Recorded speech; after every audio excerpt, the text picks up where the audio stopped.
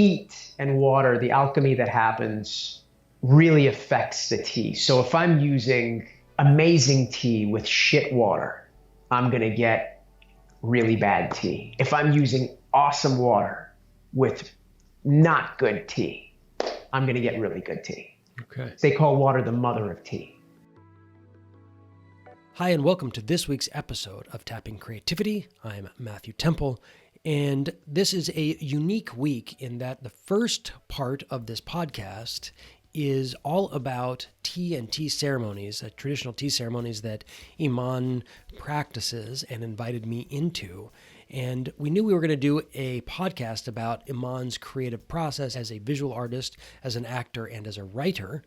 However, before we started, we did a tea ceremony over video chat, and it was beautiful. And he talks about tea and the ceremony and its relationship a bit to his creative process.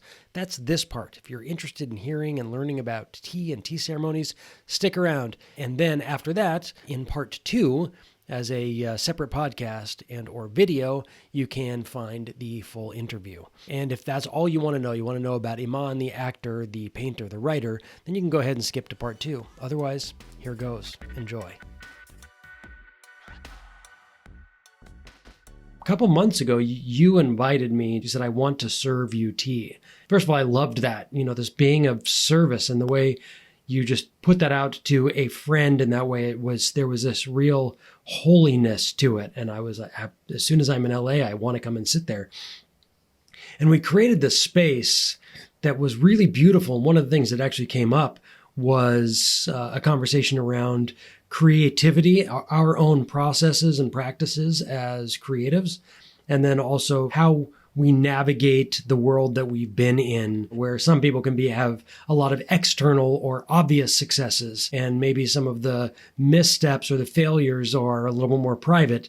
And then there are a lot of creatives who are kind of the other way, where in some ways the fact that you haven't, had some sort of major external successes is a part of a definition of, or can become a definition of, how do I feel about myself or relate to myself as an artist or creative. The other piece, which is that the creative life is a process of life. And so therefore, while we're in it, we're in it. And it's not to get somewhere, it's to be where we are. And so when you created this space, we had this beautiful, just present space where all of those other things that can come into our brains of, oh, I want to get this part, or I want to book this gig, or I want to make this movie, or I want to do this or that. All of that stuff was just so completely secondary to the space that we were in that moment. And it was just so magical. In fact, it was so magical that 2 days later, we did it again with another friend of yours, which turned out to be yet another just mind-blowing magical experience. And that was sort of precipitated was what would it be like to begin that conversation about where we are creatively, or where you are in your process, and some of the challenges you've come up against. And we'll hit that when we go into the conversation part of the podcast. But before we move into that, I just wanted to kind of set that space, is that it was so beautiful. We said, with that as an intention, let's try and recreate the space over Skype and actually see what emerges in the moment, not necessarily this thing that I want to have happen and therefore we're going to try to. While we'll set an intention where also the intention is going to be alive and something that we get to discover, not because we're here to create something specific, but because we're here to discover what, in this case, the space creates and what the tea creates within the space for you and I and anyone who gets to participate by listening or watching. I love that. I'm with you. I'm with you 100%. And I'm glad that you pointed that out because I feel like for me, the tea has always led the way since I've started this practice. Yeah. And all I have to do is just surrender to it, surrender to the experience. And that day that you came over, the 2 days that you came over, were just magnificent for me as well. It's the joy of this practice is to serve others. And I haven't ever heard myself say to somebody, can I serve you without wanting anything back? It's so easy, especially as a creative, as an actor, when you get so used to, you become your own product. So everything that you do in the world, you're doing it to get something back. And this has been a way out of that. This has been a way to say that, just like you said, all of that went away. Mm-hmm. And we got to just sit and be in this space that was filled with presence, with contentment, inspiration, effortlessness. I feel like these are just the few of many qualities that tea offers. If we go back to the origin of what inspired us to be artists, is actually the same exact thing. To be of service. As artists, it becomes about us and our expression. What do people think? But really, the origin of that is I want to be of service. And so therefore, I think that this tea ceremony is art of a creative practice, pretty magical. Right. That's right. I feel like a lot of creativity and inspiration has come into my life. However, I feel like I've used that creative energy and inspiration and put it back into tea. Mm-hmm. Yeah. As a painter, as an actor, as a writer, I thought, well, I'd probably spend more time now. But it's made me go back to finding out where this is coming from. And it's helping me self-cultivate, not just in my creative life, but in the way that I do things, the simplest things. Those are the things that are creative now for me. I find creativity in the small, simple things, not just, okay, I'm going to paint and that's just creativity. Yeah.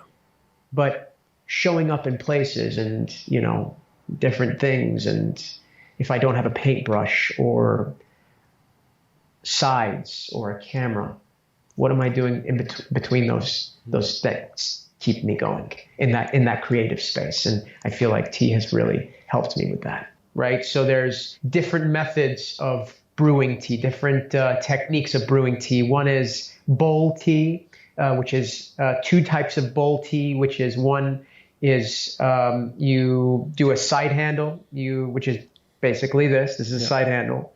So you throw the tea in here, you steep the tea in here. The other one is leaves in a bowl. You just put the leaves in the bowl. It's the simplest way of brewing tea. Okay.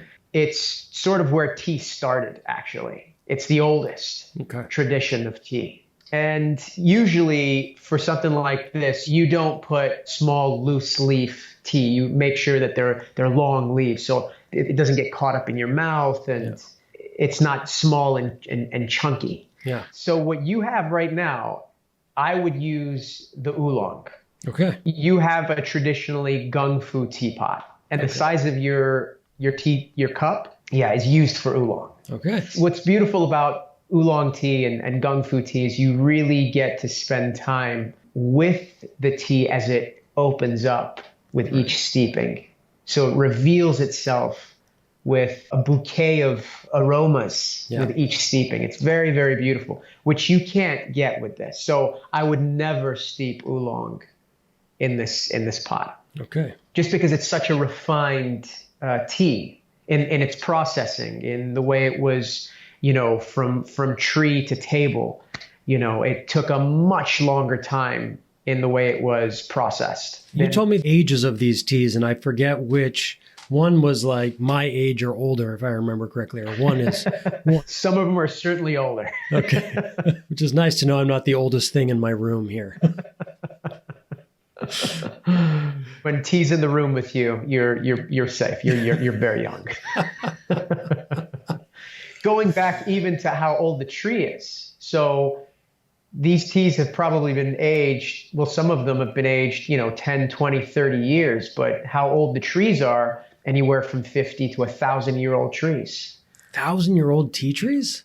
Oh, there's been 1,000-year-old. Oh yeah, 1,000-year-old tea trees. It's rare. Yeah. But they're around. Wow. They're around. That's so cool. And you have incredible sources like Global Tea Hut, which gets all of their teas from farmers who have, it's, from lineage to lineage, it's been passed down to them and their families. So it's like you sort of track it back, and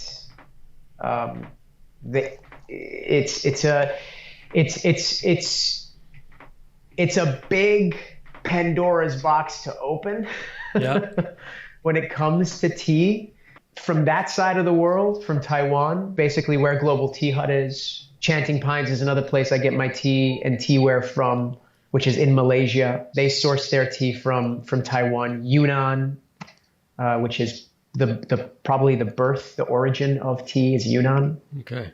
Wow. The English might fight you on that and say, no, actually tea came from England, but date it back, it'll go beyond that. So,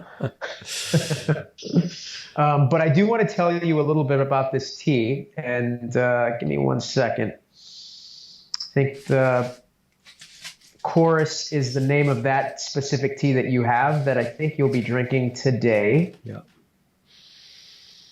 Oh God, that smell makes me so happy. It's a great smell. So that's a pretty young tea, actually. Okay. Like a year old. Oh, Yeah. Is the red tea that you gave me an older tea? Because I thought one of them you said was older. I want to say the red that I gave you was probably the red that we had when you were here, which was a Dion Hong from the 90s. Okay. Which is a beautiful tea. Yeah. Okay. Beautiful. Got it. So that's the old one. Okay. But I think that's the older one. Yeah. Okay. So Chorus is a traditionally processed oolong from Lishan, Pear Mountain in Taiwan. The person behind Global Tea Hut, Wuda, who's sort of my tea teacher, he says the leaf is the tree's expression of its relationship with its environment. So its characteristics, its qualities. Every tea is incredibly biodiverse. So what's in that environment affects that tea. To the insects, the katydids, for example, that chew and bite and nibble and use the tea leaves as their food, the enzymes that are created from the biting of the leaves affects the tea and the oxidation of the tea. So then you're going to get a tea that tastes uniquely different than any tea that you've ever tasted before, just because of that one reason. Anyway, a healthy environment is a requirement of fine tea, in other words. So this one is grown at almost 2,000 meters above sea level. Okay. And yeah, it comes from a small artisanal and organic farm full of rich minerals, daily mists, and plenty of rain. There's nice biodiversity there with plenty of undergrowth, flowers, insects, and wildlife. The altitude also affects the tea, creating a strong uplifting energy. That's specifically, this tea is very uplifting. It was processed, charcoal roasted in a traditional way, and very complex. So with each steeping, something will probably reveal itself about the tea. And when you're using gung fu, it's about sensitivity. So you're really tuning in to the subtleties of the tea. You're spending time communing with the tea. It's really about the tea, the gung fu practice. It's discipline, subtlety, sensitivity, and it takes a lot of focus to do it well. And that includes the heat that you're using. So, for example, if you're drinking oolong and you're heating water with charcoal, you want to make sure that it doesn't overboil, because then the tea becomes super, super bitter. Okay. It loses its unique flavor profile. Now, I was like, should I charcoal today? But I'm not charcoaling today. Okay. Heat and water, the alchemy that happens, really affects the tea. So if I'm using amazing tea with shit water, I'm going to get really bad tea. If I'm using awesome water with not good tea, I'm going to get really good tea. Okay. So water they call water the mother of tea. One of the things about heat as well, it's like, you microwave food or you throw it on the grill. What's going to taste better? Yeah. Right? The so microwave. the heat, Yeah, exactly, the microwave. Depending on certain foods. If it's American foods, probably the microwave. Yeah. Um, so heat with charcoal is the closest to the sun. The heat of the charcoal is the closest to the sun. Mm. So it's going to penetrate the structure of the water more deeply than, if you throw it on one of those convector kettles. Yeah, right. That heat from the inside, it's not going to make that much of a difference. I mean, you taste it, but you'll lose heat very quickly. Right. With charcoal, it stays hot for a good time. And, it really just elevates and pulls the potential of the tea. Okay. With good water, of course. Yeah. So. Okay. Yeah. I have good water. My heating, at least it's a stainless steel metal container, but it uses electricity to heat it. So there's no plastic. Yeah. That's good news. One thing that Wood talks about is he said that, I've been around people sitting with 1,000-year-old teas and tens of thousands of dollars because it gets very expensive. And they're sitting here and they're talking about tea. You got the best tea where you got the best tea. But when they drink the tea, the commune with the tea, it becomes about how old the tea is. You lose the connection to the tea, the simplicity to the tea. And he's like, I've had moments where, I'm drinking a Hello Kitty, a broken Hello Kitty bowl with a Buddhist monk on a mountain, and it just barely has the simplest teaware. And he's had the most elevating cathartic experience with tea. So in some ways, we can make something so precious, or we can kind of get almost tied up in what it is as opposed to how we approach it. Exactly. Right. That's exactly right. Yeah. Especially when it comes to this practice. Yeah. It's so easy to quickly get lost in teaware. It becomes collectors. People, get $1,000 Setsumans, which are cast iron kettles from, 100, 200-year-old, that become investments. Yeah. But you get caught up in that, and that's fine too. But when you're sitting with tea and it becomes a practice, it becomes ceremony, it becomes ritual, it becomes part of your dharma, then, you really try to keep those things in check. You don't get too attached to the material things, right. And you let the tea lead the way. So before we begin, I just wanted to set an intention. It's one thing I like to do before we sit is what brought us here, and clearing the mind. And the way we do that is we drink 3 bowls in silence.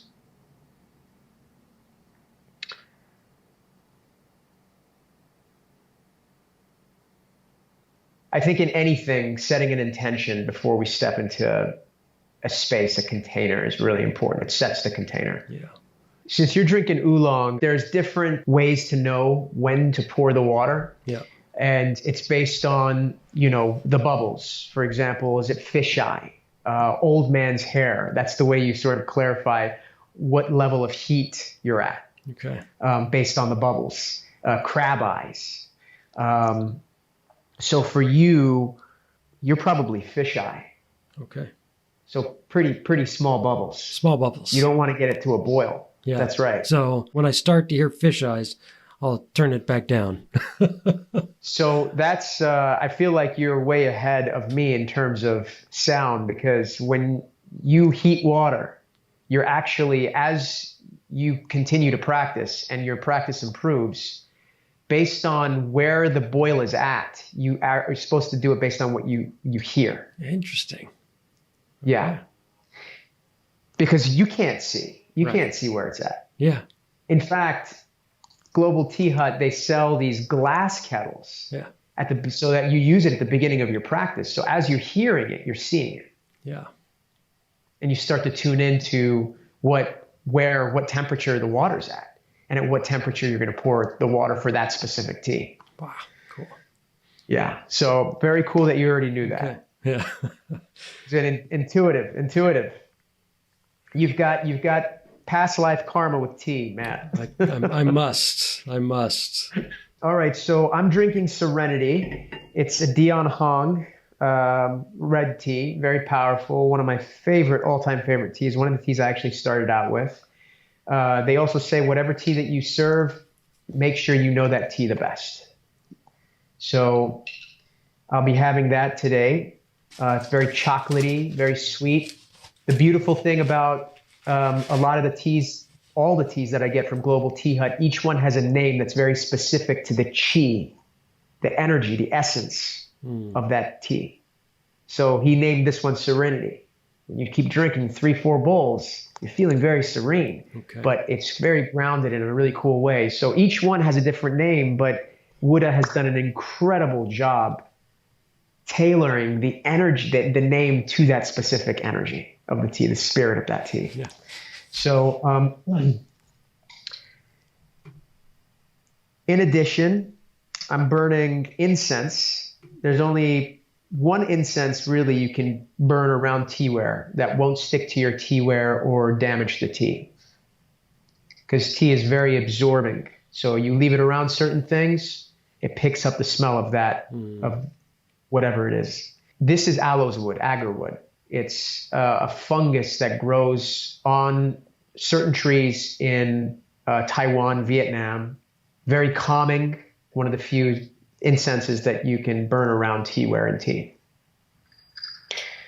All right, brothers. So since you're going to be doing this with me, we bow. The person that is serving, since we're both drinking tea, we'll both bow. This is a way to say that I will be in silence now for 3 bowls. Out of respect for you, I'm not turning my back to you or ignoring you. Please excuse me. This is what this bow means. Also, it is a bow to the divine in those around you, to the divine, to the highest part of yourself. And then we start. So what I'll do, and I'm just going to talk through this. So we'll take the kettle, we'll pour it into, just a little bit, into the cup, or in my case, the bowl. There's a waste basket or the waste bowl to the left. And we basically take the bowl and we turn it and we heat the bowl by turning it. So there's hot water in there. We're turning it and we're putting it right over the waste bowl, right? And as we're turning it, be careful not to burn your hand. You pour it out into the waste bowl. So the turning of the bowl is towards you. Okay. Because what you're doing is you're throwing away the water. You don't throw it away towards the guest. You always do it towards yourself. Okay. It also prepares the ceramic. It prepares the bowl. It cleans the bowl. So remember the last, I think 2 of the virtues I couldn't remember. There's 4 virtues of tea, right? Now they're purification, purity, reverence, respect, harmony, tranquility. So a big thing about tea is the tea space, purification. You clean the space before, inside and out, you clean it after. This is also a way of showing our guests that we're done drinking. I'm cleaning the bowl in front of you. This is also a philosophical way. It's saying we have taken the moment to slow down and wash away the dust of the earth, the dust of the world of dust. So then we do the same thing with a teapot. We begin to heat the teapot. We just pour that right out. And then you can go ahead and once you've completed that, you can pour your tea into the pot. And we'll do a little rinse of the tea. So this is just to wake up the tea. So we'll just put a little bit of water in there.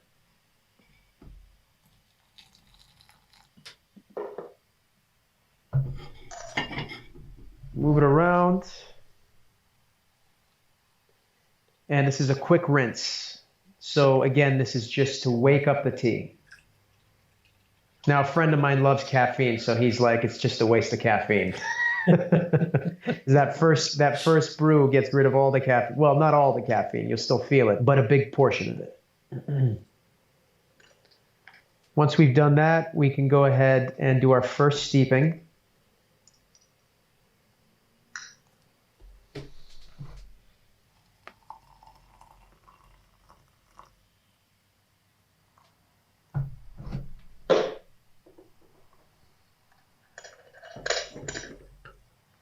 Go ahead and pour that in there. Now, when we drink the tea, when we hold the bowl, I'm right-handed, but this is going to be with my offhand, exactly the way you're holding it, so we don't burn our fingers. We lay the bowl down between where your fingers meet your palm, and you gently place the thumb on the lip of the bowl, and it basically becomes the lever up and down. And then the right hand is used to tilt. So whenever you're not drinking your tea, you're keeping it at the level of your heart. And tea is the elixir of the heart. It's the opener of the heart.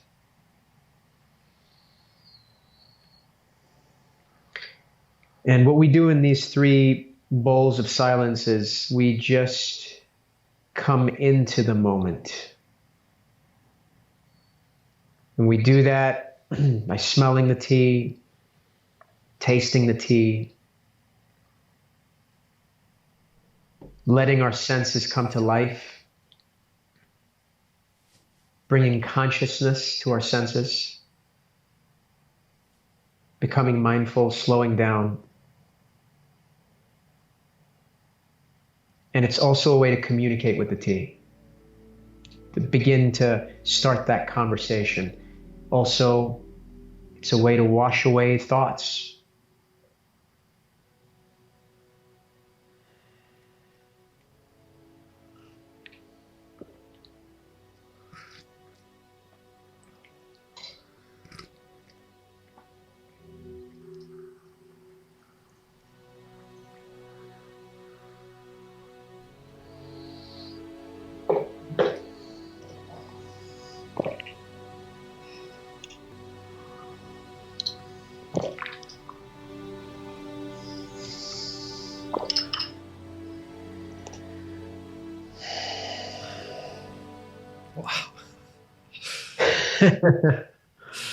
God, do I love that. So lovely, isn't it? Amazing.